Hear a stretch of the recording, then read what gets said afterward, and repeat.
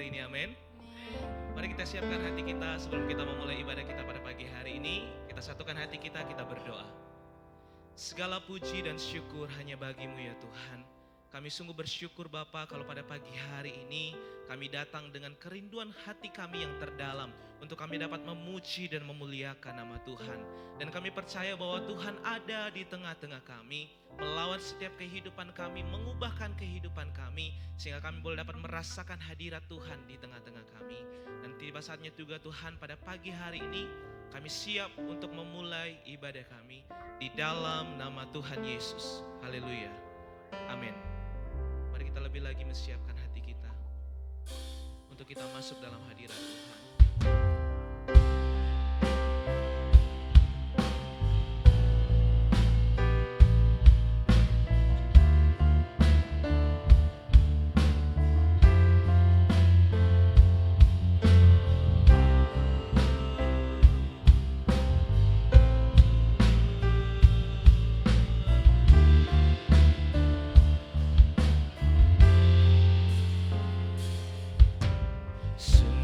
Besar setiamu, nyata di sepanjang hidupku. Darah-Mu telah layakkan kehidupanku. Tiada kata yang bisa, tiada kata yang bisa lukiskan indahnya Kau Tuhan.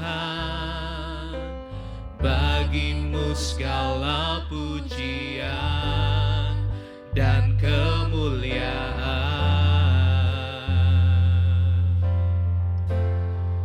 Ku tinggikan Engkau Tuhan, melebihi segalanya, lebih dalam ku menyembah dalam roh dan kebenaran. Ku tinggikan Engkau Tuhan, melebihi segalanya, lebih dalam ku menyembah dalam roh dan kebenaran selamanya.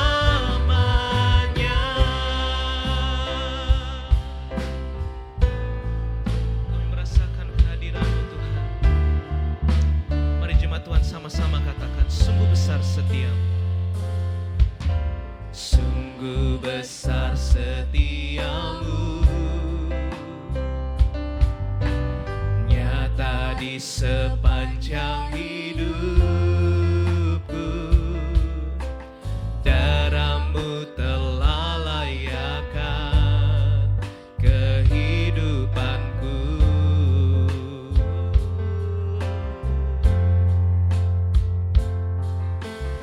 Tiada kata yang bisa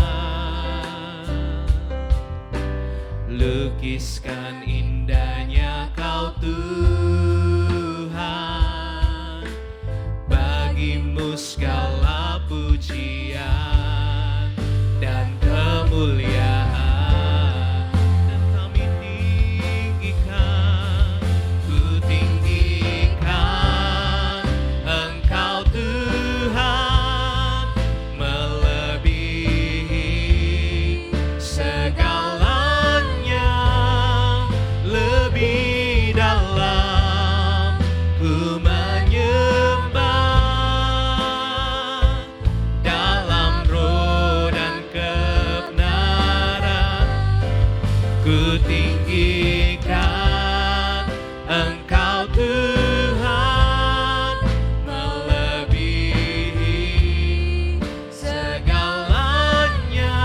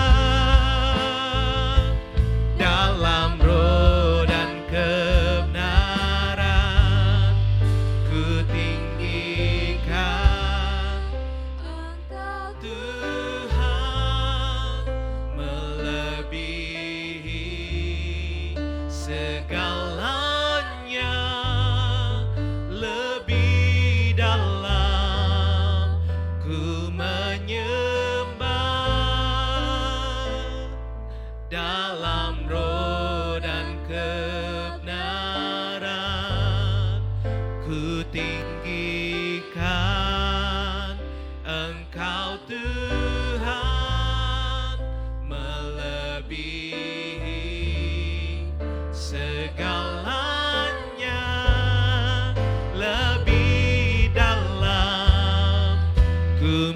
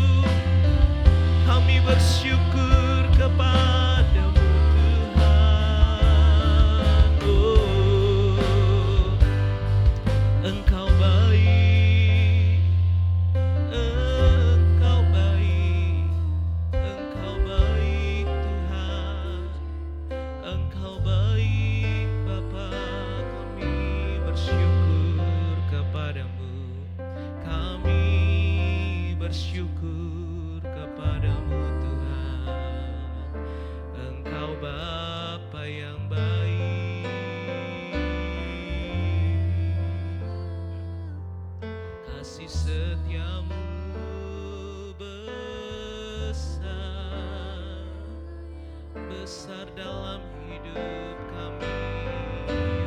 Oh, melimpah, melimpah Tuhan, Engkau baik. Kami bersyukur kepadamu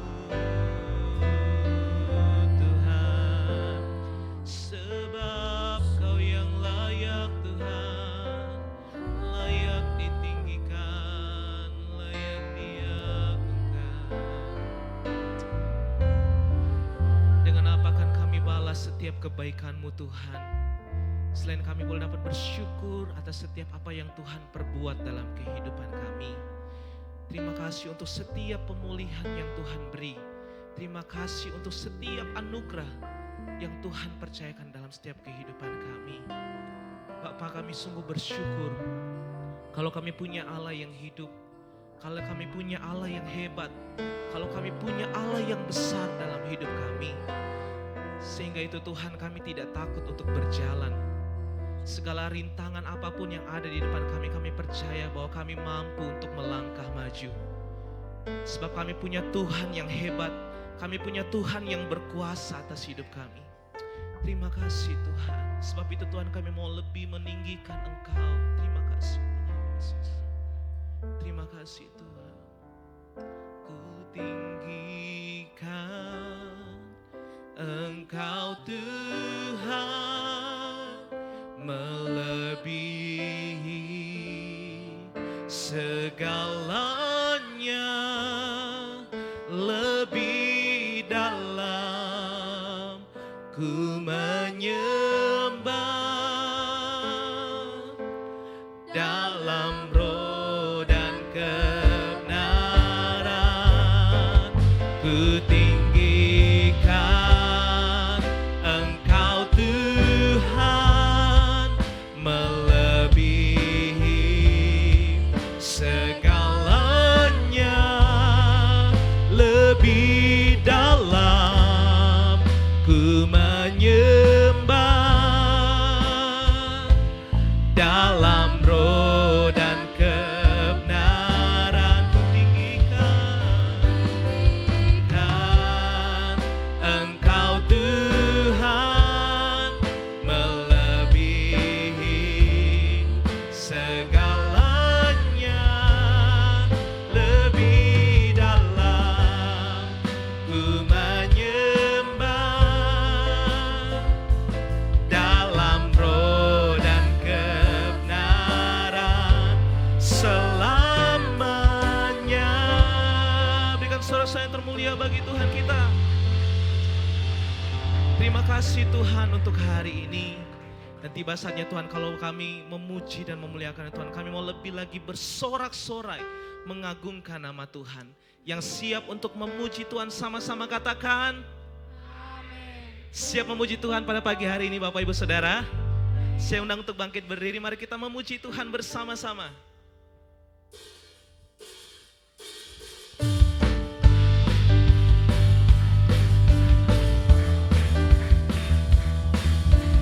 Sebab kita adalah orang-orang yang lebih daripada pemenang.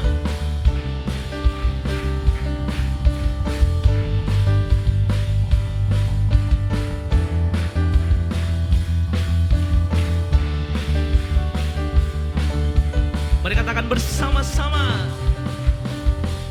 Lebih dari pemenang dalam segala perkara, iblislah dikalahkan oleh kuasa darahnya. Jika Allah di pihak kita, siapa dapat melawan? Kita lebih dari pemenang. Haleluya. Kibarkanlah pancinya, Yesus Raja segala raja. Haleluya. Bangkitlah gerejanya, kita lebih dari pemenang.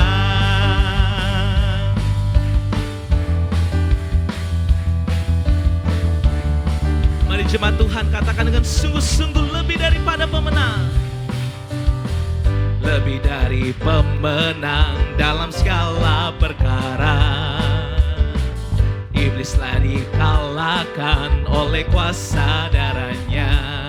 Jika Allah di pihak kita, siapa dapat melawan? Kita lebih dari pemenang. Haleluya. Kibarkanlah pancinya, Yesus Raja segala raja.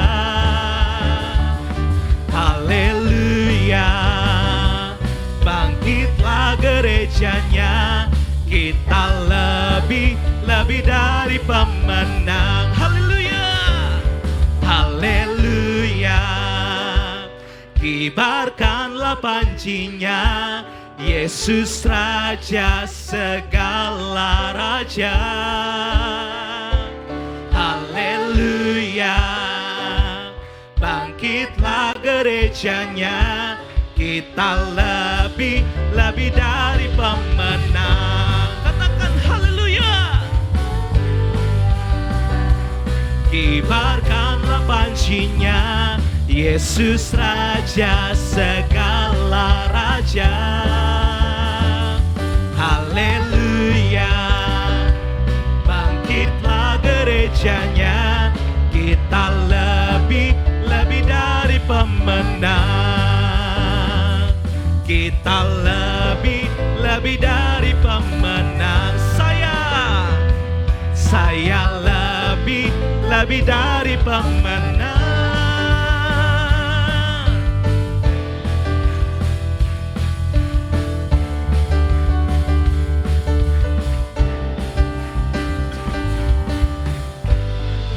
Masih semangat memuji Tuhan, amin. Sebab Dialah Allah yang ajaib, amin. Mari kita nyanyikan bersama-sama. Ajaib Kau Tuhan, agung dan perkasa, Kau sumber kemenanganku, layak berkuasa, memerintah selamanya. Yesus, Kaulah Raja mulia. Kami merasakan kebaikan-Mu Tuhan dalam hidup kami. Sebab itu Tuhan, mulut kami mau bersorak-sorai lebih lagi untuk memuliakan nama Tuhan. Tak terbayang kebesaran-Mu dan tak terbanding kekuatan-Mu Tuhan. Kau megah bagiku, segenap jiwa dan pengharapan telah ku serahkan untuk rencana-Mu Tuhan. Kau Raja atasku, yang percaya mari angkat tanganmu sama-sama katakan. Hanya Kau yang layak ditinggikan. Siap memuji Tuhan, sama-sama katakan. Tuhan, agung dan perkasa,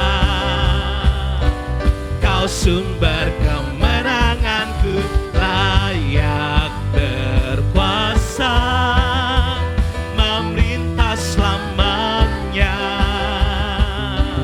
Yesus, Kaulah Raja mulia.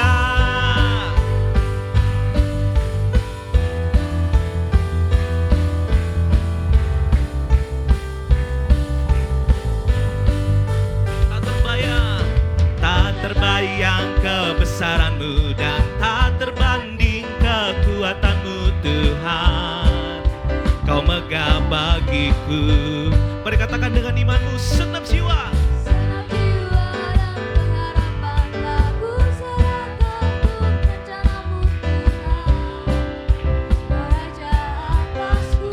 Yang punya iman mari katakan bersama-sama. Hanya Kau yang layak ditinggikan. Oh, ajaib Kau Tuhan, agung dan perkasa, Kau sumber kemenanganku, layak berkuasa, memerintah selamanya. Yesus, Kaulah Raja mulia. Ajaib Kau Tuhan, agung dan perkasa,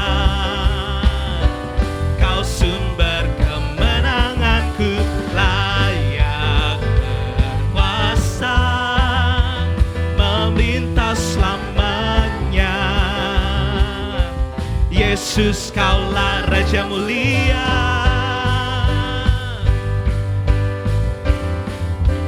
Raja mulia.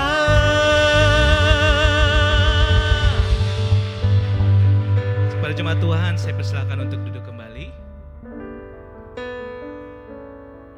Sebelum kita masuk dalam hadirat Tuhan, mendengarkan kebenaran firman Tuhan pada pagi hari ini, mari kita lebih lagi menyiapkan hati dan pikiran kita, sehingga kita hanya berfokus kepada Tuhan. Terima kasih Tuhan Yesus. Ini yang hal yang kami rindukan, untuk kami boleh tinggal di dalam Tuhan. Terima kasih Tuhan Yesus. Satu hal yang ku rindu, berdiam di dalam rumah-Mu. Satu hal yang ku pinta, menikmati bait-Mu Tuhan. Lebih baik satu hari di pelataran-Mu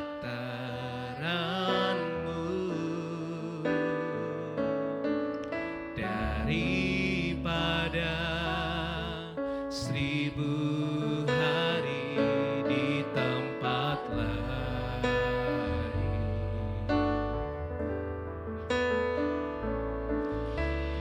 Memuji-Mu, menyembah-Mu, Kau Allah yang hidup, dan menikmati semua kemurahan-Mu.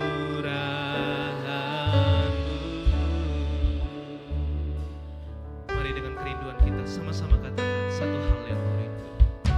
Satu hal yang ku rindu, berdiam di dalam rumah-Mu. Satu hal yang ku pinta, menikmati bait-Mu Tuhan. Lebih baik satu hari di pelataran-Mu daripada 1000 hari di tempat lain. Memuji-Mu, menyembah-Mu, Kau Allah yang hidup,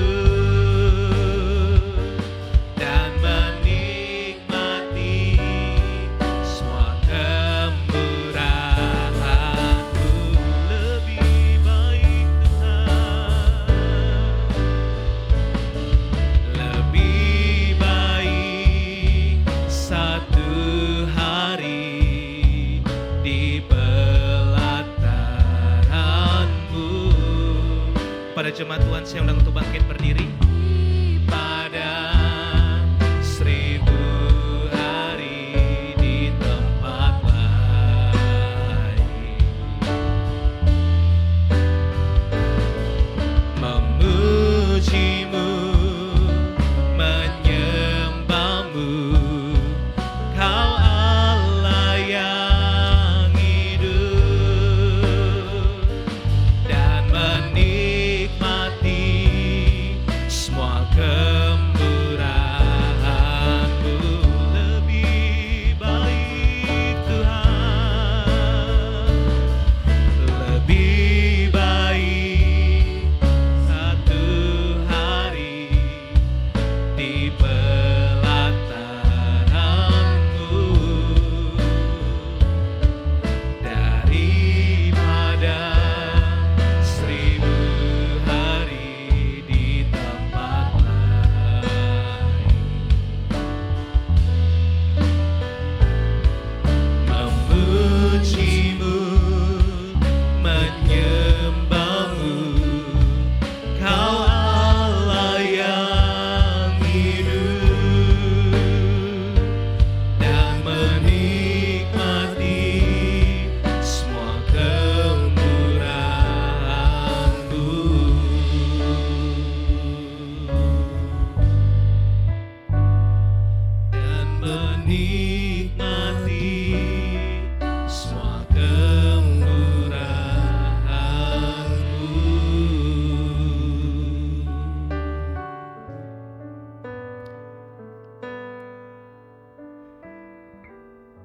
Pagi ini kami ada di dalam bait-Mu.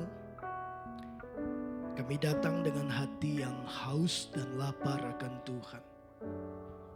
Kami rindukan terus untuk mengalami perjumpaan dengan Tuhan.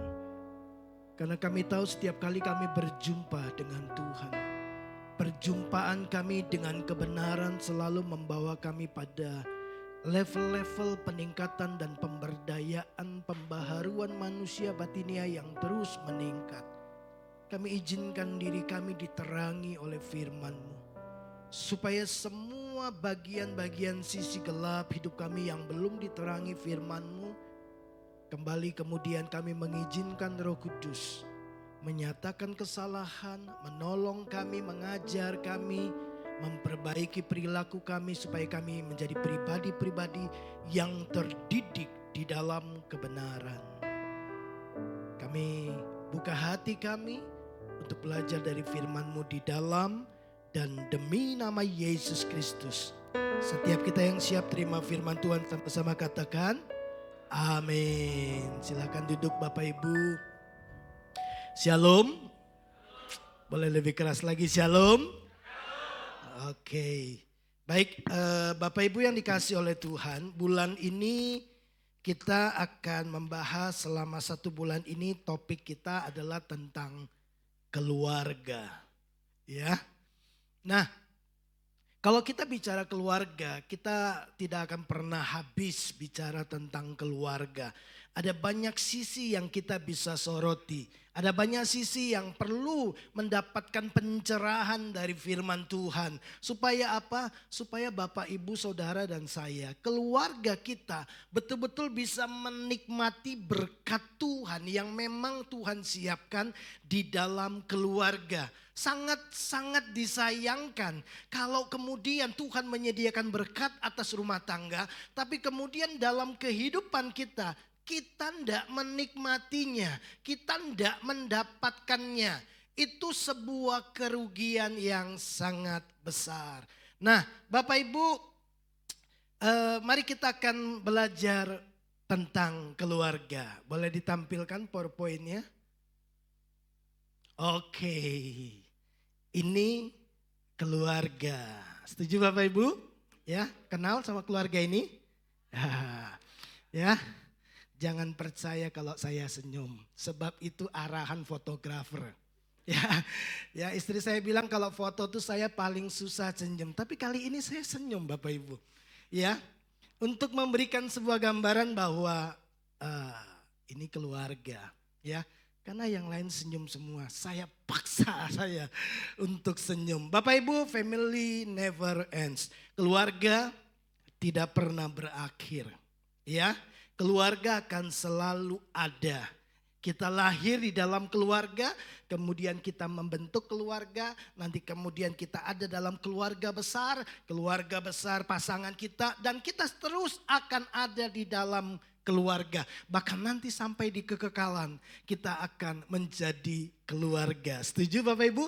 Jadi dari awal penciptaan Tuhan menciptakan, Tuhan membentuk keluarga, sampai nanti di kekekalan kita tetap akan menjadi keluarga. Dan Tuhan adalah Bapa kita. Nah, Bapak Ibu yang dikasih oleh Tuhan, saya percaya ketika pertama kali kita membentuk keluarga, kita pasti pengen menjadi keluarga yang bahagia seperti ini. Setuju? Ya, kadang-kadang orang berpikir kalau senyum itu pasti gambaran dari sebuah hati yang penuh dengan damai. Ya, karena memang Tuhan mau keluarga itu diberkati. Setuju? Ya, Tuhan mau keluarga menikmati sebuah hubungan yang mesra, hubungan yang harmonis, hubungan yang penuh dengan sukacita. Ya, lihatlah buah roh, ya, semuanya kasih, damai sejahtera, sukacita, kebaikan, kemurahan, kesabaran, penguasaan diri. Ya, nah, seperti di awal Bapak Ibu, ya. Jangan terlalu cepat kalau lihat foto-foto di medsos ya seperti ini. Wah, ini pasti keluarga bahagia. Jangan-jangan seperti yang saya ngomong tadi. Jangan-jangan cuma arahan dari fotografer. Senyum ya 1, 2, 3 ngomong cheese cepret. Hasilnya begini. Ya, kenapa saya bilang seperti ini Bapak Ibu? Bahwa tapi ini harapan kita, setuju? Iya, kita mau keluarga kita harmonis, bahagia, sukacita, saling mengasihi, saling menguatkan, saling menopang, saling membangun, saling mendoakan. Semua yang baik kita rindukan ada di dalam keluarga kita. Mungkinkah hal ini terjadi? Sangat mungkin. Ya, karena Tuhan merencanakan itu dalam keluarga. Artinya Tuhan sudah mengukur kemampuan manusia bahwa manusia bisa menjalani kehidupan yang bahagia. Dan Tuhan menyediakan, Tuhan memberi kemampuan kepada kita untuk menjalani kehidupan yang bahagia. Nah, tapi di awal tadi saya bilang jangan terlalu cepat-cepat percaya bahwa setiap kali foto dipajang, nanti Bapak Ibu lihat status, lihat di Facebook, di mana Instagram gitu ya. Bapak Ibu lebih bagus langsung lihat realitanya. Ya. Apakah benar-benar keluarga kita adalah keluarga yang bahagia, keluarga yang diberkati oleh Tuhan. Kita sedang berproses tentunya. Nanti saya akan jelaskan kepada Bapak Ibu Saudara. Kenapa saya berkata bahwa apakah benar ini keluarga yang bahagia? Tidak ada yang tahu. Karena kita tidak kenal mereka. Iya kan? Tapi harapan kita seperti inilah keluarga yang kita inginkan. Saling mengasihi. Kenapa saya berkata jangan terlalu cepat percaya? Ternyata saya menemukan foto yang lain juga Bapak Ibu. Iya. Sebuah gambaran keluarga. Ya, ingat, saya ini adalah bagian dari keluarga sampai hari ini. Sekalipun saya seorang papa, tapi saya juga seorang anak. Ya kan? Kita semua masih seorang anak, ya. Dan kita pernah jadi anak. Kalau misalkan orang tua kita sudah berpulang, tapi kita pernah jadi anak atau kita masih anak dan yang punya anak. Nah, Bapak Ibu lihat, saya nggak tahu ya, gambar ini akan mewakili siapa. Apakah mewakili kita sebagai keluarga yang tidak harmonis, yang setiap hari ribut, atau gambar ini kemudian memberikan kepada kita, mengingatkan kita kepada sebuah pengalaman bahwa saya dulu jadi anak, papa mama saya tiap hari ribut, tiap hari bertengkar, ada kekerasan di dalam keluarga. Saya nggak tahan dengar papa mama bertengkar.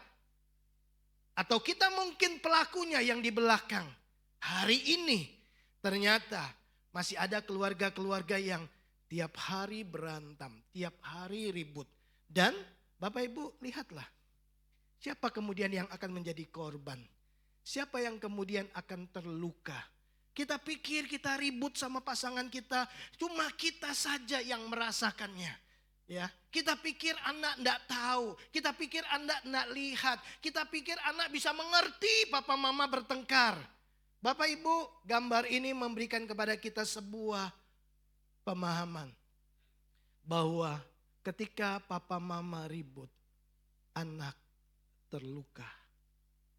Atau papa yang suaranya keras untuk menunjukkan wibawa kita. Kemudian anak menjadi takut. Takut lakukan sesuatu. Karena setiap kali lakukan sesuatu selalu salah di depan mata papa dan mama. Selalu dimarahi. Nggak ada yang benar. Sedikit perubahan pun nggak pernah dihargai. Selalu salah. Bapak Ibu, ini apakah ini gambaran kita atau ini gambaran kita hari ini? Hanya Bapak Ibu dan saya yang tahu seperti apa kita. Betul? Realita kah ini? Halo Bapak Ibu? Realita ya. Apalagi Bapak Ibu yang barusan ikut retreat ya. Kita dibongkar semua ya, kehidupan kita yang real, yang selama ini kita poles begitu sedemikian rupa nggak ada yang tahu ya. Keluarga kemudian menjadi tempat pelarian sembunyi. Waktu keluar kita kelihatannya saleh, kita kelihatannya rukun. Kemarin kita hujan air mata.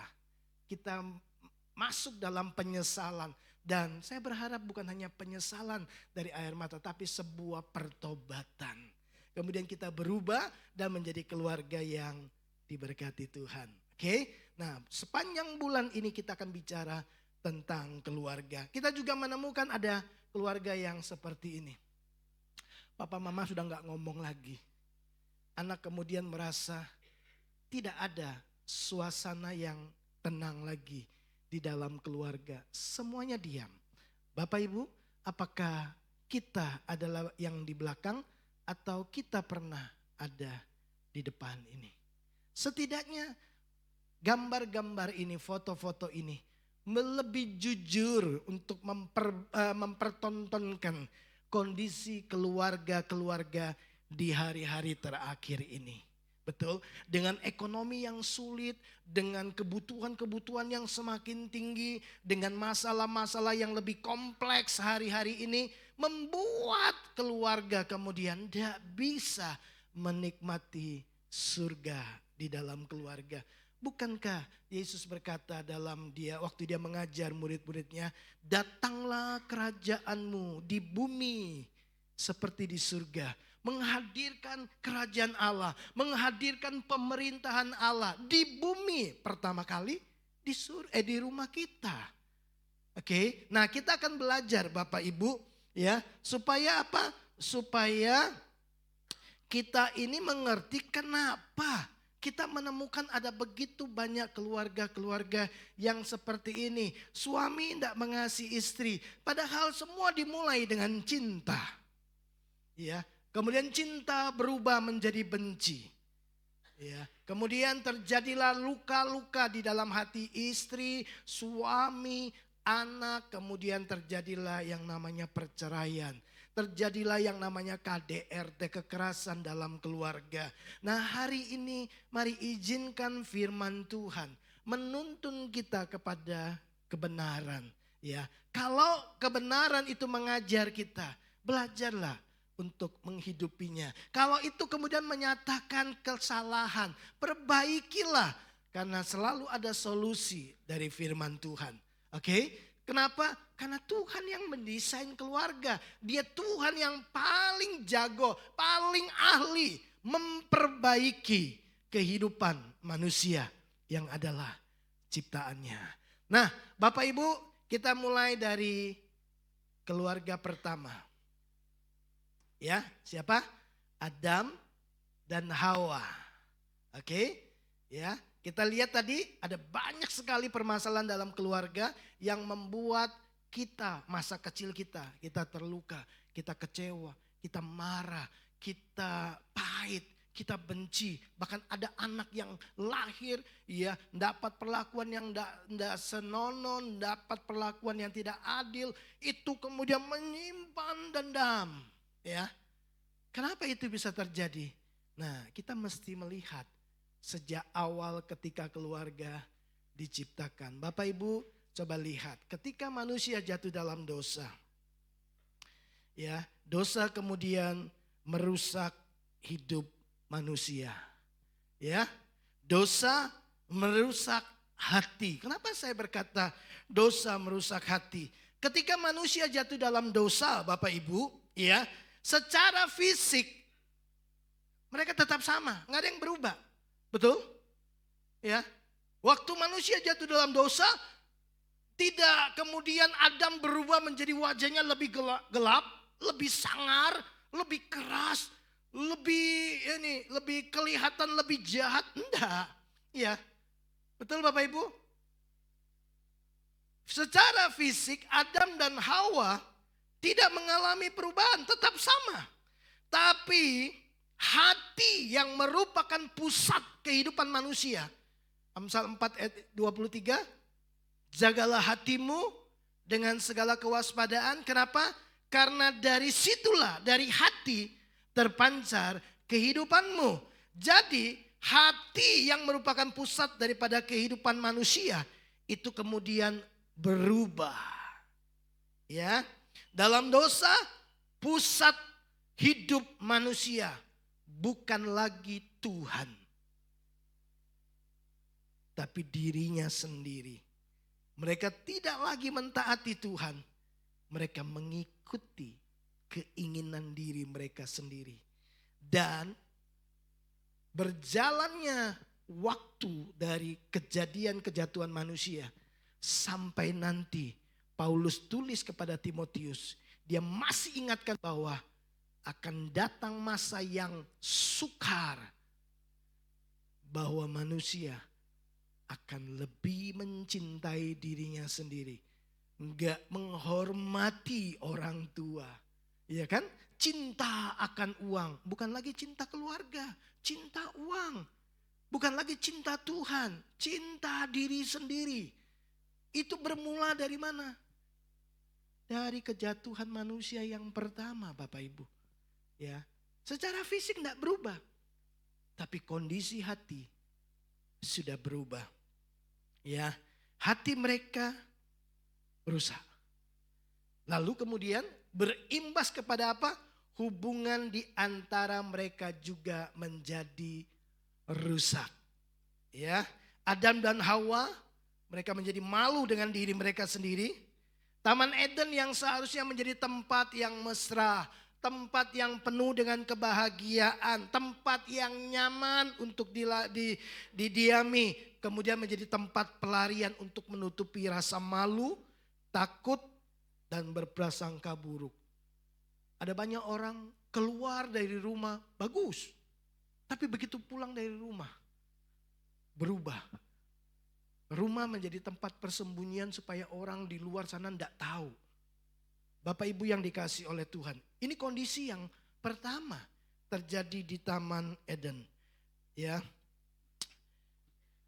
Disinilah awal kemudian sejak hati berubah. Kemudian mereka mulai hidup dalam prasangka buruk satu dengan yang lainnya. Adam dan Hawa tidak lagi saling menghargai, mereka lebih berkonsentrasi pada diri mereka sendiri. Mereka kemudian membangun benteng mempertahankan diri. Lalu kemudian mereka mulai saling menyalahkan. Adam kemudian menyalahkan Hawa. Hawa kemudian menyalahkan ular. Nah, ular bingung mau salahkan siapa. Gak enak kalau yang terakhir kan? Ya, tapi Adam bukan hanya menyalahkan Hawa. Adam juga menyalahkan Tuhan. Kalau Bapak Ibu lihat apa yang Adam katakan. Perempuan yang kau taruh di sampingku ini. Loh, yang naruh kan Tuhan. Yang ciptakan Tuhan. Adam itu menyalahkan Tuhan loh. Ketika dosa masuk. Saudara, kita itu bukan hanya menyalahkan pasangan kita.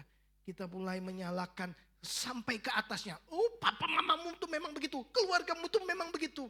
Ya, pendetamu juga kayak begitu. Lah, coba lihat Bapak Ibu. Semua kemudian disalahkan. Ya, jadi waktu dosa masuk dalam diri manusia, hati manusia berubah. Ya, kemudian sikapnya juga berubah. Ketika hati berubah, dinyatakan dalam sikap. Tahukah Bapak Ibu, ketika pertama kali Tuhan menciptakan Adam, lalu membuat dia tidur karena Tuhan melihat bahwa tidak baik manusia itu seorang diri. Dia kemudian menciptakan Hawa, betul?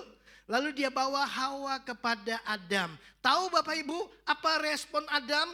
Di dalam Kejadian 2 ayat 23, Adam senang sekali. Dengan antusias dia menyambut Hawa dan berkata, inilah tulang dari tulangku, daging dari dagingku.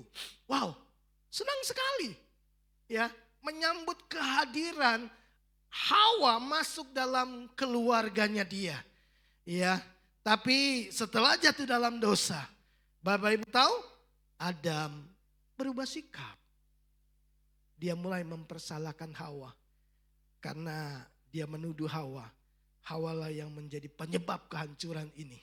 Ya, Hawalah yang memberi dia buah dari pohon ini kepadaku. Adam tidak lagi menyebut istrinya sebagai bagian yang tidak terpisahkan dari hidupnya. Adam menuduh istrinya sebagai sumber masalah. Dan seolah-olah hendak menaruh ganjaran dosa itu di pundak istrinya. Bapak Ibu, bukankah waktu kita menikah, kita menyambut pasangan kita dengan sukacita? Betul? Ya, sampai kalau pernikahan sekarang kan langsung dipakai apa itu namanya?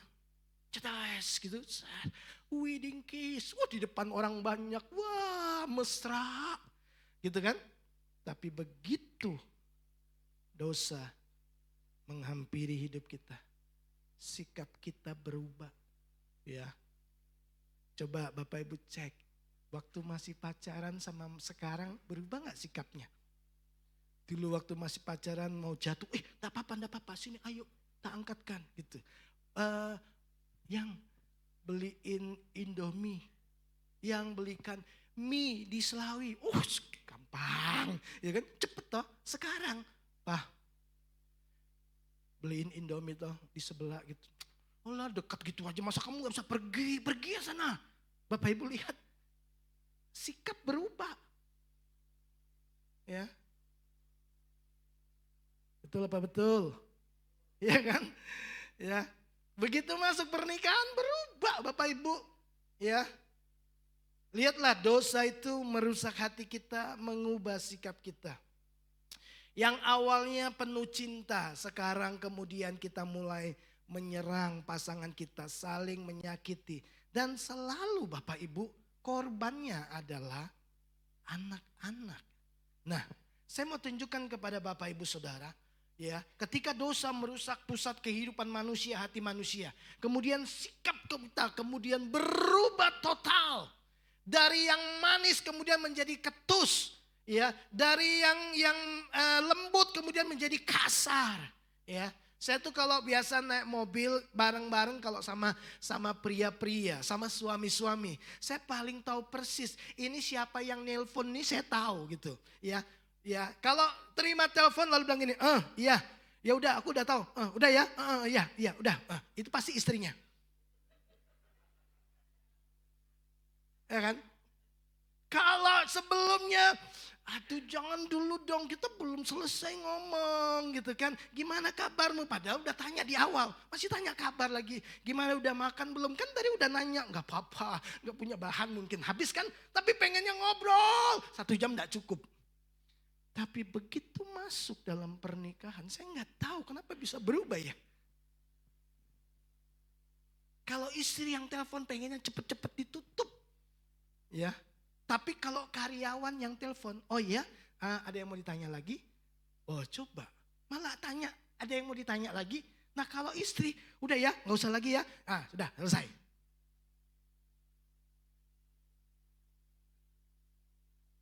Itu juga yang saya lakukan. Loh, coba tanya istri saya. Ya. Saya berani cerita karena saya pelakunya. Ya, saya berangkat ke satu pertemuan sama pendeta-pendeta gitu. Saya bilang gini, guys, Pastor, istrimu toh yang telepon, gitu. Yes, waduh. Sama, ya. Pria-pria sama, bapak-bapak, suami-suami. Istri-istri, saya tanya istri-istri, betul? Betul? Dibela kayaknya. Ya, Bapak Ibu, itulah yang terjadi, ya. Dosa merusak banyak hal dalam hidup kita, ya. Tapi lihatlah, Tuhan kemudian mencari manusia, betul? Tuhan mau memulihkan kembali keluarga. Tuhan mau kembali keluarga menikmati banyak hal yang baik yang Dia sediakan dalam hidup kita. Ya, Tuhan kemudian datang kepada manusia, mencoba memperbaiki apa yang sudah rusak akibat dosa. Bahkan Yesus mati di atas kayu salib supaya tujuannya gini, dosa tidak lagi berkuasa atas hidup kita. Jangan simpan-simpan dosa, jangan simpan-simpan semua hal-hal yang bisa merusak kehidupan keluarga kita. Jangan disimpan, sampah itu dibuang, ditaruh di luar.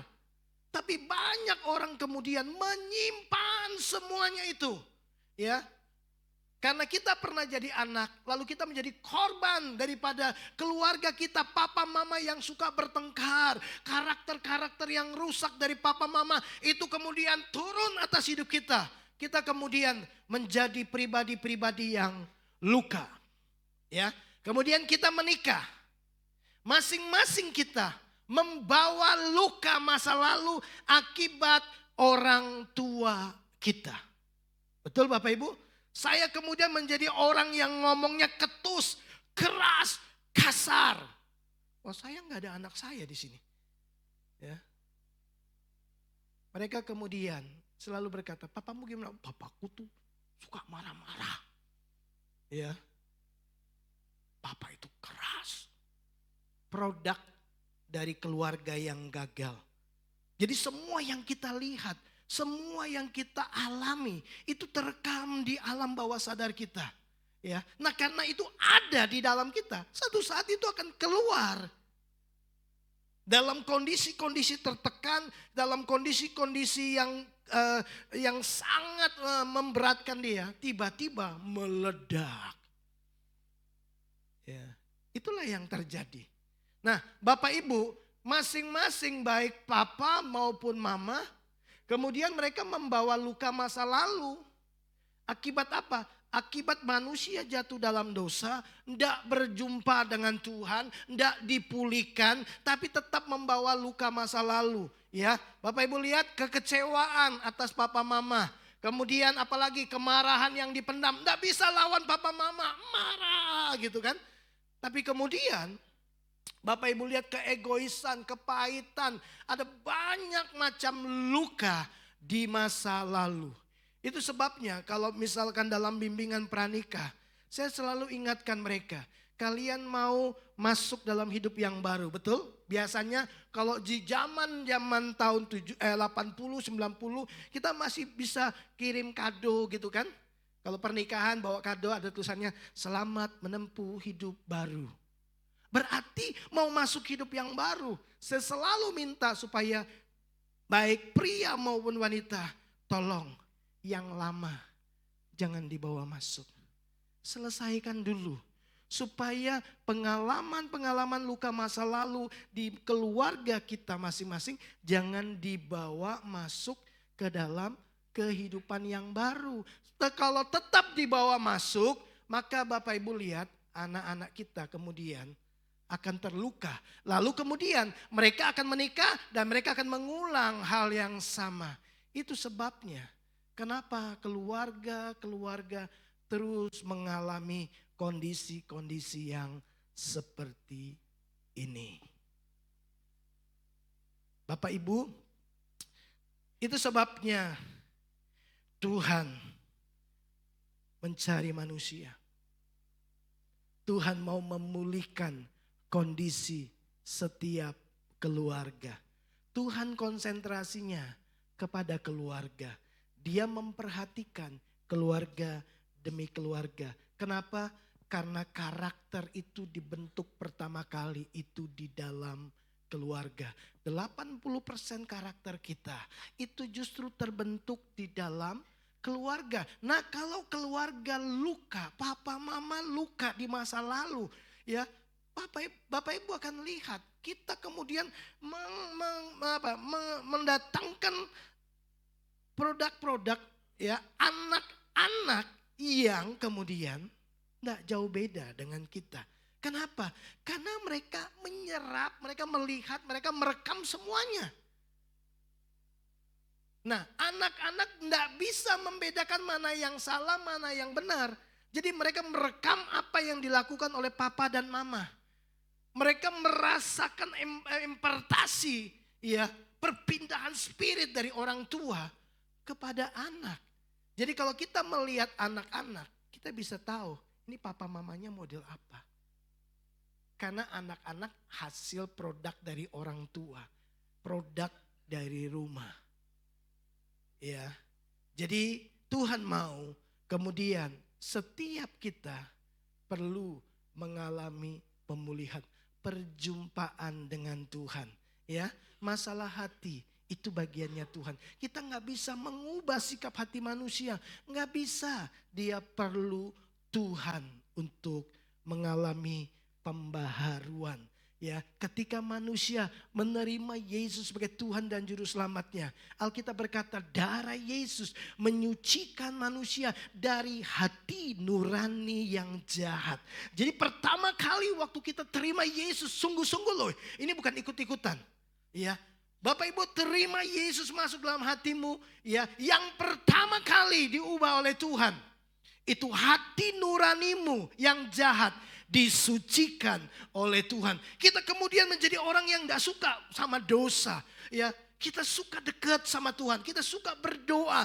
Itu yang seringkali kita sebut sebagai kasih mula-mula. Kita jadi kalau marah sama orang, loh kalau aku tadi ngomong salah ya. Kita pengen cepat-cepat minta maaf. Kenapa? Hati nurani kita sudah dibersihkan oleh Tuhan. Ya. Lalu apa yang selanjutnya setelah kita kemudian hati nurani kita dipulihkan? Nah, yang perlu diperbaharui adalah cara berpikir kita. Makanya Paulus kepada jemaat di Roma dia bilang gini, ya. Roma 12 ayat 2. Janganlah kamu menjadi serupa dengan dunia ini. Berubahlah. Apa yang berubah? Nih, paradigma kita. Cara kita menilai pasangan kita. Cara kita melihat konflik itu seperti apa. Bagaimana kita melihat masalah. Ya, itu kemudian menjadi berubah. Baik suami maupun istri. Tuhan sudah kasih rule-nya ada di dalam Alkitab. Apa yang harus dilakukan suami, apa yang harus dilakukan oleh istri, apa yang harus dilakukan oleh anak. Ikuti panduannya. Ya, Alkitab itu kan manual book-nya. Bapak Ibu ikuti saja itu, maka Bapak Ibu akan melihat yang tidak mungkin akan jadi mungkin, yang tidak ada akan menjadi ada. Bukankah ketika Tuhan berfirman, maka semuanya jadi? Betul? Alkitab, firman Tuhan, itu sumber dari semua kehidupan yang kita bisa raih. Seperti yang Tuhan mau. Alkitab itu manual book-nya. Jadi Bapak Ibu, saya mendorong Bapak Ibu untuk menjadi pribadi-pribadi yang suka dengan firman Tuhan. Ya, karena firman Tuhan itu kebenaran. Ibrani 12 bilang begini, Ibrani 12, kita tuh memiliki banyak saksi. Mari lakukan perlombaan hidup kita dengan tanggalkan beban dan dosa dengan mata yang tertuju kepada Yesus, mata yang tertuju kepada kebenaran. Karena hanya kebenaran yang menjanjikan kemenangan. Hanya kebenaran yang menjanjikan pemulihan. Hanya kebenaran yang bisa membawa kita pada kemajuan. Hanya kebenaran yang bisa membawa kita pada perubahan. Kalau kita punya 10 prinsip. Dan 5 prinsip itu tidak berdasarkan kebenaran. Separohnya tidak berdasarkan kebenaran. Maka separuh prinsip dan nilai yang kita bangun dalam keluarga, separuh itu tidak mengandung janji kemenangan. Karena itu prinsip yang berbeda dengan firman Tuhan. Di dalam Roma pasal yang keempat ayat yang ke-17. Ya, itu berita yang datang kepada Abraham. Abraham percaya bahwa Tuhan bisa membangkitkan Ishak dari kematian. Ketika Tuhan minta Ishak dipersembahkan.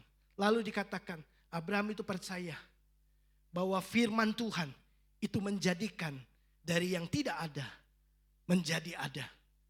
Jadi Bapak Ibu pastikan semua nilai, semua prinsip, semua kehidupan yang Bapak Ibu jalani ada nilai-nilai kebenaran firman Tuhan enggak?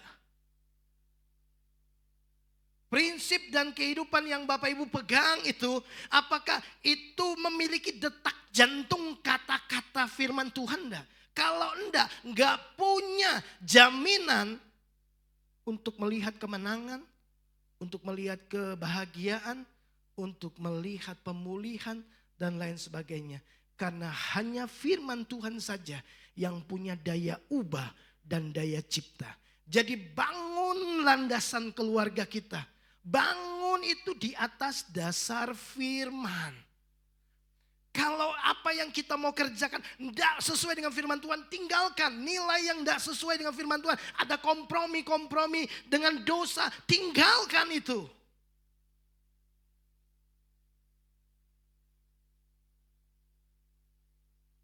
Kemarin tuh saya ketemu sama seorang hamba Tuhan. Lalu kemudian kita ngobrol. Dan saya harus membuat keputusan. Tapi dia berharap saya membuat keputusan memberikan sedikit kelonggaran dan kompromi. untuk melanggar sedikit aturan. Karena apa? Karena ternyata lembaga yang berhubungan dengan ini memberikan sedikit ruang. Lembaga ini aja tutup mata Pak. Banyak yang lakukan seperti ini. Saya bilang, Bapak menginginkan saya melakukan sesuatu yang bertentangan dengan kebenaran, lalu meminta saya untuk membuat laporan palsu. Saya tidak bisa lakukan itu. Saya tidak akan kerjakan sesuatu yang bertentangan dengan kebenaran. Maaf kalau saya mengecewakan Bapak. Saya tidak penuhi. Semua yang bertentangan dengan kebenaran tidak punya daya ubah, tidak punya dampak, tidak punya daya cipta. Tapi semua yang firman Tuhan, Bapak Ibu akan lihat, itu punya kekuatan mengubahkan dan menciptakan. Polanya selalu begitu, selalu firman Tuhan datang lebih dulu, baru janjinya digenapi. Supaya waktu mujizat terjadi, kita tahu itu karena firman Tuhan. Jadi apapun yang Bapak Ibu ingin bangun, saya percaya sampai hari ini kita masih punya harapan ke depan, setuju? Waktu kita punya harapan, saya pingin rumah tangga saya bahagia.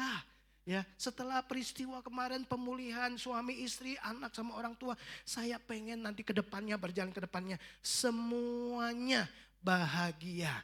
Ya, saling mengasihi, saling mencintai. Itu belum terjadi, Bapak Ibu. Makanya Bapak Ibu, waktu kita mau membangun kondisi dan harapan itu menjadi kenyataan, pastikan begini, pondasinya, dasarnya, langkah awalnya itu harus kebenaran. Setiap kali kalau itu firman, percayalah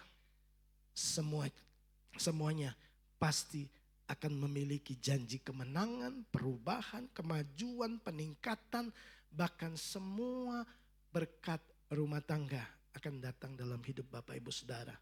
Pastikan semua yang Bapak Ibu ingin bangun itu adalah kebenaran. Nah, Bapak Ibu, mari jangan biarkan kemudian anak-anak kita nanti waktu mereka besar, mereka pindah lagi ke tempat ini. Putuskan lingkaran ini. Setuju?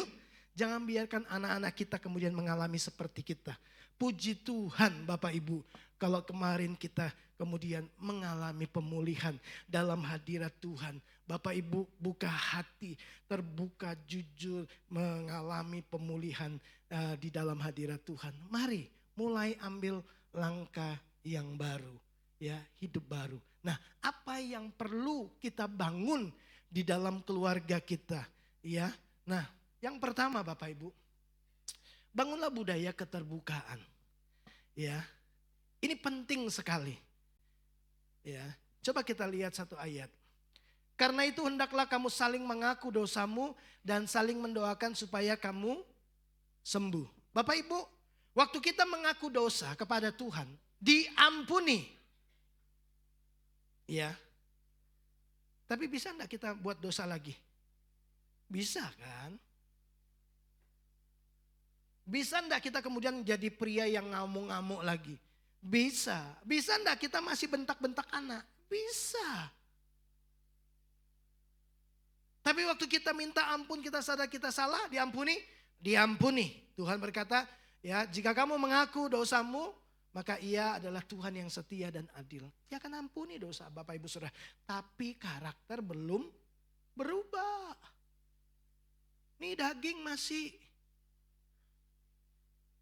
Nah, artinya Bapak Ibu, setiap kita itu punya kelemahan. Kita ini sedang berproses untuk berubah, setuju? Ya, begitu diampuni Bapak Ibu nggak langsung kayak jadi malaikat. Enggak, berproses, ya, pengennya marah, sabar gitu. Nah, kita mesti jujur, kita mesti terbuka, beritahu pasangan kita, ini kelemahanku. Ini ketidakmampuanku. Ceritakan karena kita nggak bisa sendiri. Kita butuh pasangan kita untuk memberi support kepada kita. Kalau kita lemah di mana, di tempat itulah setan terus menyerang kita. Bapak Ibu, Anda dipulihkan, Anda kemudian mengalami terobosan baru, suami istri kemudian dipulihkan kembali. Bukan berarti kemudian setan meninggalkan kita. Dia tidak pernah berhenti. Dia kemudian akan menunjukkan kepada Bapak Ibu Saudara dengan menyerang kelemahan-kelemahan saudara. Nah, bahayanya begini. Ketika kita kembali jatuh, Bapak Ibu malu. Lalu kemudian menyimpan kesalahan itu. Enggak, kita mesti belajar terbuka. Baik anak-anak maupun orang tua. Ya, kita mesti bilang, kita mesti jujur. Aku enggak suka loh kamu ngomong seperti itu. Ya kita mesti ngomong. Supaya pasangan kita tahu, oh dia enggak suka kalau saya seperti ini. Anak juga harus ngomong, Pak. Saya lebih senang kalau papa ngomong baik-baik dengan saya. Tidak apa-apa kalau papa bilang saya salah. Tapi ngomongnya baik-baik. Loh, kita mesti belajar terbuka. Bangun budaya keterbukaan. Bapak Ibu, karena itu hendaklah kamu saling mengaku dosamu. Ya, ingat dosa merusak hati, kemudian mengubah sikap. Ya kan? Kita kemudian bisa kembali lagi tuh marah-marah sama istri. Kita bisa lagi tuh menjadi istri yang gak lagi hormat sama suami. Bisa kembali lagi Bapak Ibu. Ya, jadi kamu saling mengaku dosamu dan saling mendoakan. Supaya apa? Sembuh.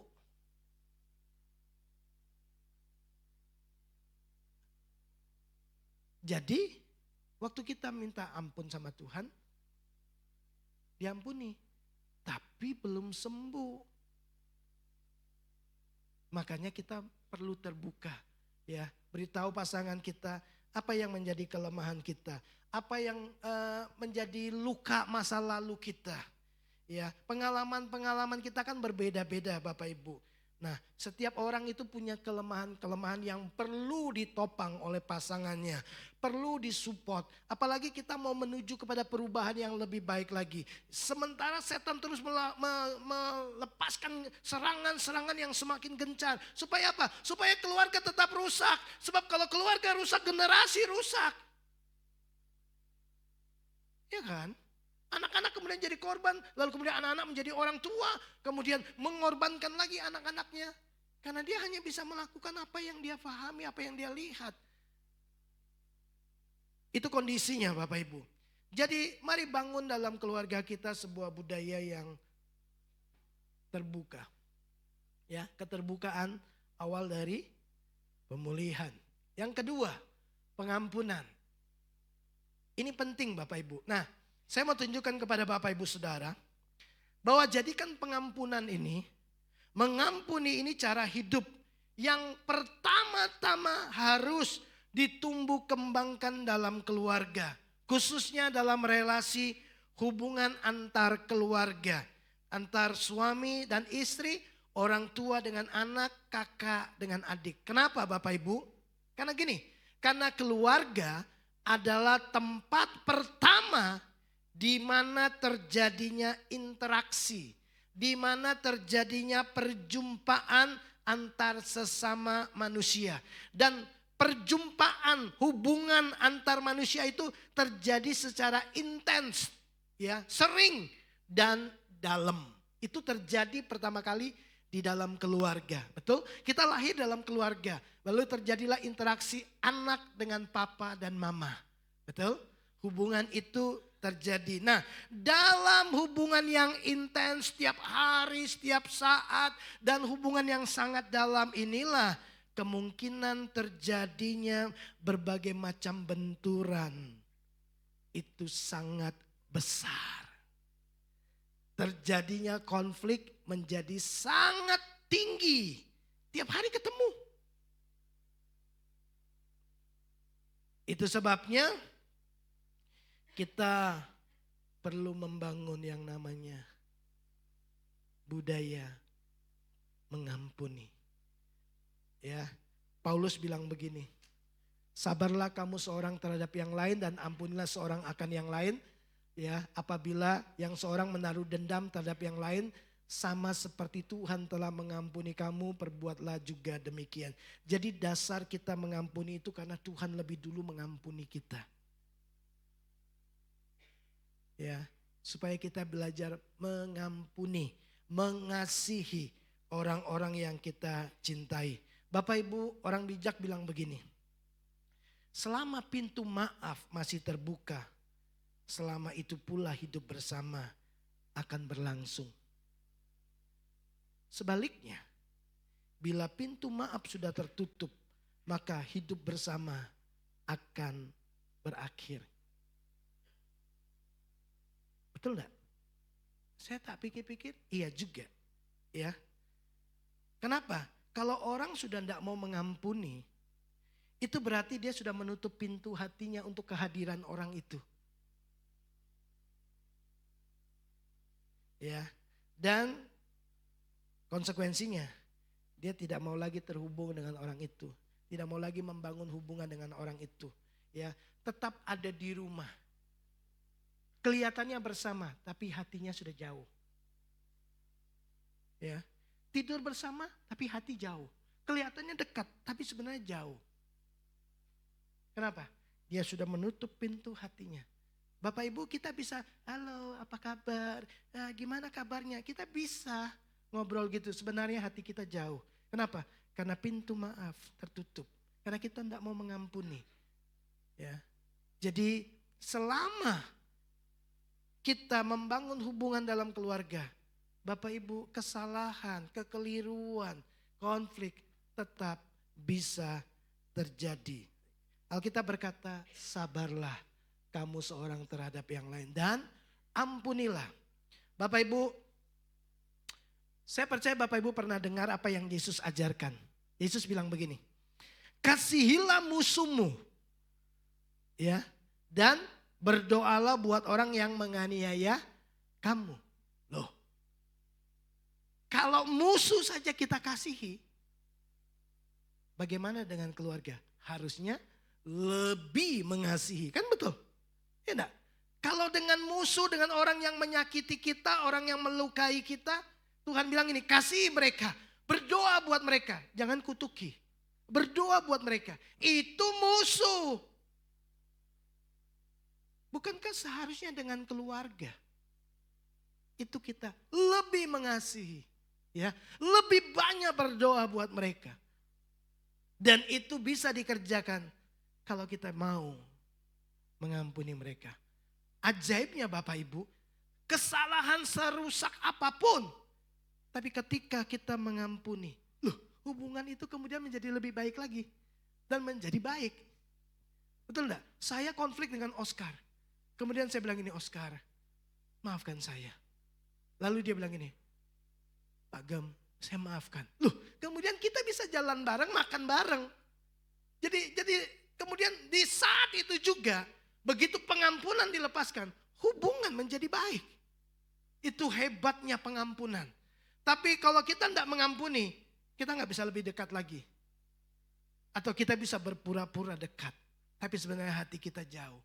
Bapak Ibu, di dalam keluarga seringkali banyak terjadi begitu. Kita pura-pura semuanya, padahal sebenarnya hati kita jauh.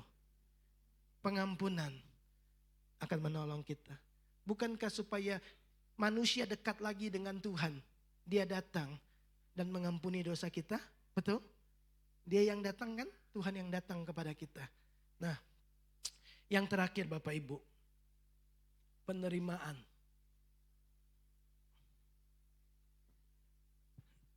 Ingatlah, pasangan kita bukan malaikat. Waktu kita sudah ampuni dia, terimalah dia. Jangan mengampuni pakai syarat. Tak ampuni ya, satu kali lagi kamu lakukan, tidak ada pintu maaf bagimu. Jangan, Bapak Ibu, ya. Jangankan pintu maaf, pintu depan aja saya tutup buat kamu. Artinya kamu di luar. Jangan. Berubah itu butuh proses. Betul enggak Bapak Ibu? Berubah itu enggak nyaman. Kita udah terbentuk dari kecil seperti itu dengan luka-luka. Ya, Tuhan yang akan menolong kita untuk berubah. Waktu Tuhan izinkan saya berproses dalam perubahan, sebenarnya Tuhan mengizinkan istri saya berproses untuk belajar mengasihi, mengampuni, dan menerima saya apa adanya. Ya kan? Karena dia gini, janji terus, enggak berubah-berubah. Jangan lupa, saya ini alatnya dia untuk membentuk dia jadi seperti Yesus. Istri saya alatnya Tuhan untuk membentuk saya jadi serupa dengan Kristus. Besi menajamkan besi, orang menajamkan sesamanya. Nah, yang paling menajamkan sesama kita, orang yang paling dekat dengan kita. Orang yang paling dekat dengan kita, orang yang paling punya banyak kesempatan melukai kita. Tajam sih. Besi ketemu besi itu panas. Bapak Ibu, makanya butuh pengampunan. Berapa kali? 7 kali, 70 kali. Untuk orang yang sama, bahkan untuk kesalahan yang sama, di hari yang sama. Bisa, kita butuh kasih karunia Tuhan. Amin. Itu sebabnya gak bisa bangun keluarga kalau gak pakai firman. Gak bisa kalau kita mau pulihkan keluarga tanpa mengandalkan Tuhan. Gak bisa Bapak Ibu. Jadi butuh penerimaan. Pasangan kita bukanlah pribadi yang sempurna. Dia sedang berjuang untuk berubah. Ya. Kalau hari ini dia gagal, percayalah bahwa dia sedang berjuang. Dan Tuhan sedang bekerja dalam kehidupannya. Dan kehidupan kita secara pribadi. Untuk apa? Belajar menerima. Tuhan tidak pernah buang kita. Tuhan selalu terima kita. Ingat perumpamaan tentang anak yang terhilang. Si bungsu pergi bawa semua hartanya. Begitu habis dia kemudian Alkitab mencatat dia menyadari keadaannya. Bahwa di rumah bapakku lebih banyak makanan. Pelayan-pelayan makan dengan enak. Kenapa aku harus makan makanan babi? Mau makan makanan babi aja gak dikasih. Dia menyadari keadaannya. Jadi selalu dimulai, pertobatan itu selalu dimulai gini. Menyadari keadaan kita.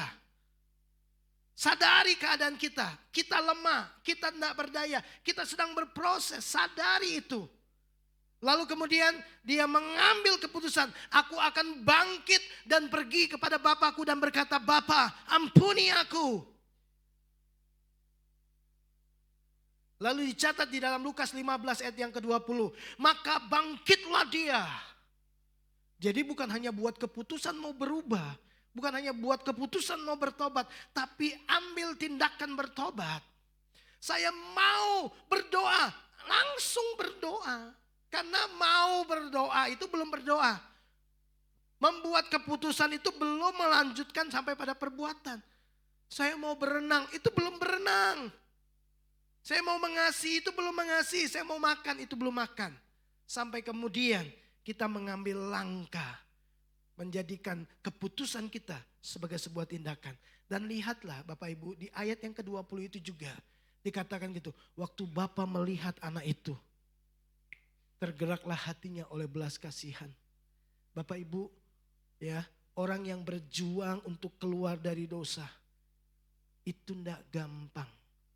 Untuk berubah dari watak yang sudah terbentuk sekian belas tahun.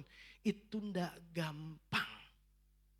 Bapak Ibu harus belajar berempati. Dia berjuang untuk menjadi lebih sabar lagi. Dia berjuang untuk belajar mengucapkan kata-kata yang lebih lembut. Itu berproses. Waktu Bapak lihat anak itu. Alkitab mencatat. Dia berlari, dia peluk anaknya. Dia terima anaknya apa adanya. Penerimaan itu penting. Ya, masing-masing kita sedang berproses untuk berubah. Bapak Ibu, kalau kita tidak menerima mereka, berarti kita menolak mereka. Mereka akan lebih buruk lagi dari yang sebelumnya. Orang yang paling dekat dengan saya saja tidak mengerti saya. Orang yang paling dekat dengan saya aja tidak menerima saya. Ya sudahlah. Nah kalau ya sudahlah itu kan bahaya. Kemudian dia akan lebih buruk lagi keadaannya. Ya, jadi bangun. Apa yang pertama Bapak Ibu? Masih ingat? Keterbukaan. jujurlah. Kalau kita salah, jujurlah. Kalau kita tidak berdaya, beritahulah. Supaya apa? Supaya Bapak Ibu bisa disupport. Kalau kita salah, akuilah. Dan kemudian ampuni. Dan yang terakhir, terimalah. Ya. Dan saya mau tutup dengan ini. Bapak Ibu, karakter adalah keluarga adalah tempat karakter terbentuk pertama kali. Di dalam keluarga lah karakter kita terbentuk. Entah itu karakter yang baik ataupun karakter yang tidak baik. Bergantung kepada keluarga. Ya, tapi di keluarga lah 80% karakter kita terbentuk itu dimulai dari keluarga. Selebihnya pengaruh lingkungan. Tapi semuanya berawal dari keluarga. Keluarga adalah tempat karakter terbentuk, tapi keluarga juga adalah tempat di mana karakter dipulihkan. Jadi kembali kepada keluarga. Karena di tempat itulah kemudian untuk karakter kita berubah. Kita perlu datang kepada orang tua kita dan berkata, "Pak, Ma, maafkan aku. Suamiku, maafkan aku. Istriku, maafkan aku."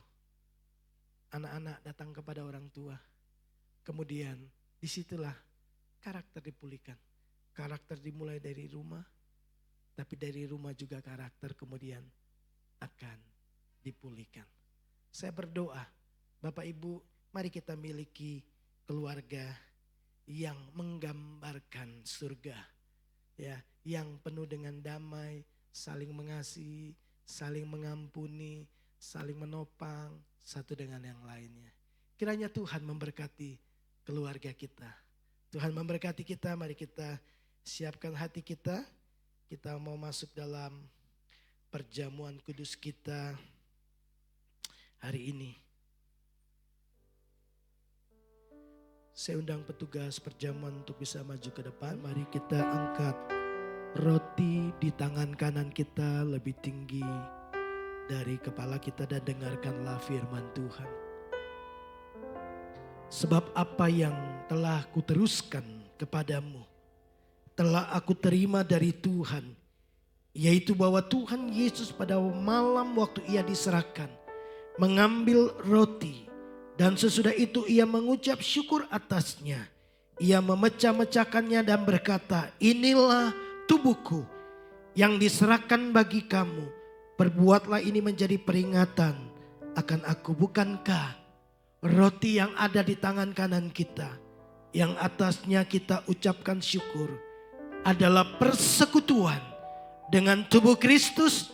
Amin. Mari kita makan bersama-sama dalam nama Yesus.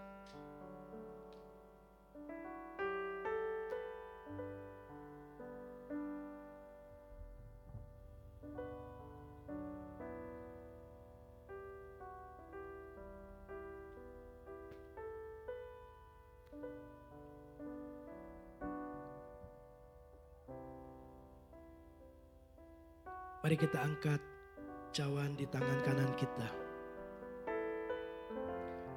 Demikian juga ia mengambil cawan sesudah makan lalu berkata, "Cawan ini adalah perjanjian baru yang dimateraikan oleh darahku.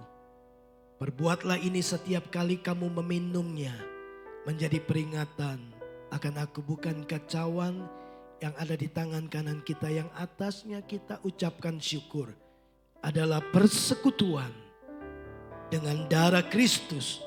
Amin. Mari kita minum bersama-sama dalam nama Yesus.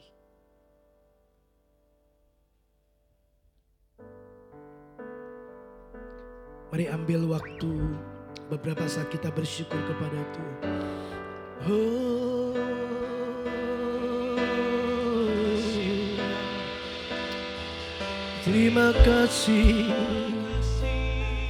Terima kasih Tuhan.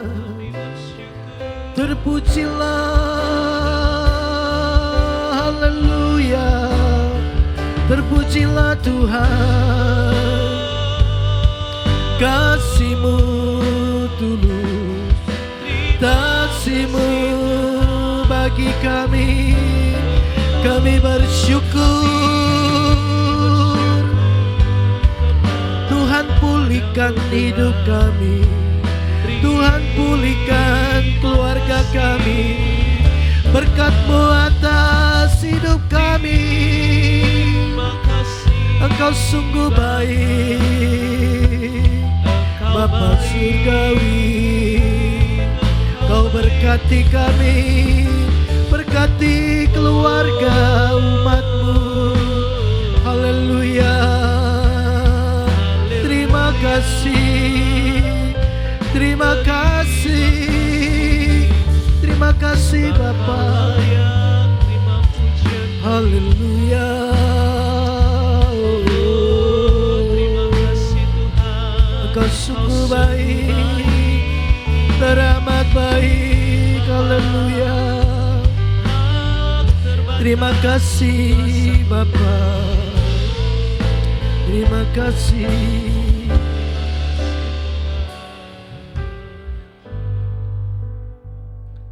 Terima kasih untuk persekutuan dengan tubuh dan darah-Mu. Kematian-Mu membuat kami diterima kembali sebagai bagian daripada keluarga kerajaan Allah. Kami mau memanifestasikan pemerintahan Allah di dalam rumah tangga kami, keluarga kami. Tuhan tolong supaya kami hidup dalam kebenaran. Kami tinggalkan semua dosa, tinggalkan semua luka-luka masa lalu kami.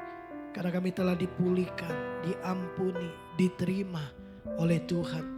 Kami mau Tuhan keterbukaan, pengampunan, penerimaan menjadi sebuah budaya yang baru dalam hidup keluarga kami.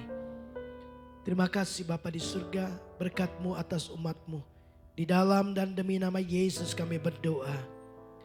Amin. Mari kita sama-sama bangkit berdiri, kita akan selesaikan pertemuan ibadah kita. Kami memuji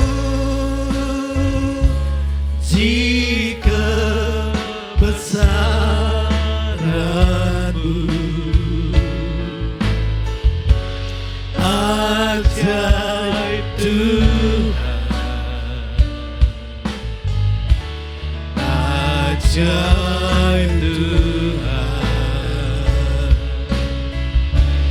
Kami memuji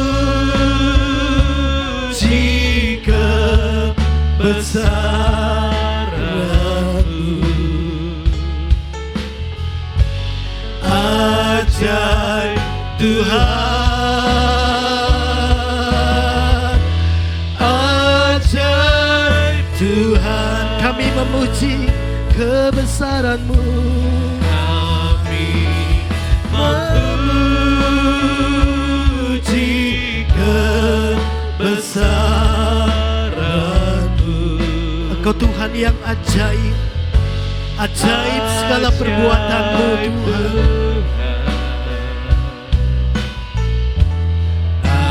Ajaib Tuhan, kami memuji kebesaran-Mu, ajaib Tuhan, ajaib Tuhan, ajaib Tuhan, ajaib Tuhan, ajaib Tuhan, ajaib Tuhan. Di akhir ibadah kami, bagi Tuhan segala hormat, pujian, kemuliaan, kebesaran dan kejayaan. Terima kasih buat kehadiran Tuhan dalam ibadah kami, dalam hidup kami, dan dalam hidup keluarga kami. Kami percaya Tuhan akan memberkati setiap keluarga umat Tuhan. Kami janji Tuhan, kami mau membangun kehidupan kami secara pribadi, kehidupan keluarga di atas dasar pondasi kebenaran firman Tuhan yang mampu mengubahkan dari semua kondisi yang tidak baik menjadi baik. Dari yang tidak ada kemudian menjadi ada. Karena firman Tuhan tidak pernah gagal. Tuhan memerintah secara langsung di dalam seluruh kehidupan keluarga umat-Mu di tempat ini. Terima kasih Bapa di surga. Mari Bapak Ibu arahkan hatimu, angkat tanganmu di hadapan Tuhan. Kekasih-kekasih Tuhan. Pulanglah dan terimalah berkat yang menjadi bagian Tuhan atas hidupmu. Tuhan memberkati dan melindungi engkau dan keluargamu.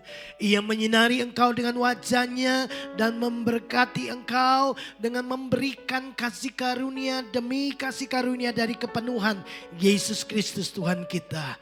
Ia menghadapkan wajahnya kepadamu dan memberikan kau damai sejahtera, sukacita, kekuatan, kesehatan, keberhasilan, keberuntungan, segala yang baik akan datang dalam hidupmu. Kita terima berkat Tuhan ini di dalam persekutuan Bapa, Anak dan Roh Kudus. Di dalam nama Tuhan Yesus Kristus, setiap kita yang percaya diberkati Tuhan sama-sama katakan amin. Selamat hari Minggu. Tuhan Yesus memberkati kita semua.